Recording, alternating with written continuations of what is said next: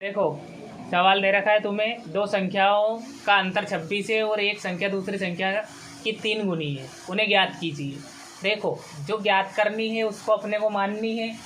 अब इसमें से ये बताओ जिनको माइनस प्लस में पता नहीं है उसमें देखो, यहाँ अंतर मीन्स घटाव होता है, योग मीन्स जोड़, और गुणनफल मीन्स गुणा, और भागफल मीन्स भाग। ठीक है, यहाँ अपने को दो संख्याओं का अंतर लेना है 26, और एक संख्या दूसरी संख्या की कितनी गुनी है, 3 गुनी। तो वो संख्या याद करना है अपने को। मैं यहाँ लेता हूँ दो संख्या x और y मानना है अपने को, ठीक है, क्योंकि गणित में मानते हैं। यहाँ लिख देता हूँ मैं, माना कि पहली संख्या, क्या लिखता हूँ, पहली संख्या बराबर x तथा दूसरी संख्या क्या आ जाएगी अपनी, y है। अब देखो यहाँ दो संख्याओं का अंतर कितना है, 26, तो अपना अंतर का मतलब क्या होता है, माइनस। तो कितना लिख दूँ मैं, 26। ये तो हो गया दो संख्याओं का अंतर 26। अब क्वेश्चन कहता है कि एक संख्या दूसरी संख्या से कितनी गुनी है, 3 गुनी है। मतलब पहली संख्या क्या है अपनी, x, और उससे 3 गुनी कितनी है, y। क्लियर है, यहाँ बन जाती है अपनी दूसरी समीकरण।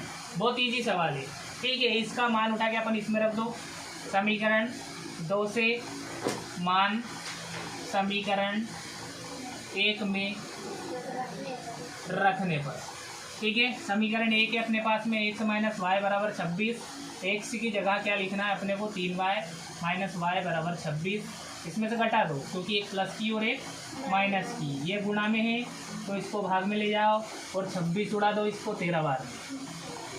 13 दूनी कितना होता है, 26। अब इसका मान समीकरण 2 में रख दो, यहाँ लिख दो y का मान समीकरण कितने में रखेंगे अपन, 2 में रखने पर। समीकरण 2 दे रखी है अपने को, x बराबर 3y, तो x बराबर 3 गुणा कितना है अपना y का मान 13, तो 13 कितना होता है, 39। यही दे रखा है।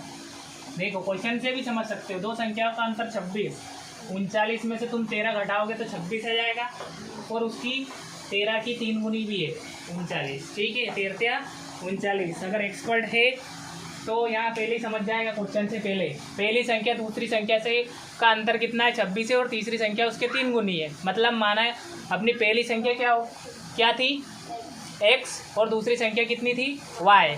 तो पहली संख्या दूसरी संख्या की कितनी गुनी है, 3 गुनी है, ठीक है। क्लियर, कोई दिक्कत इसमें।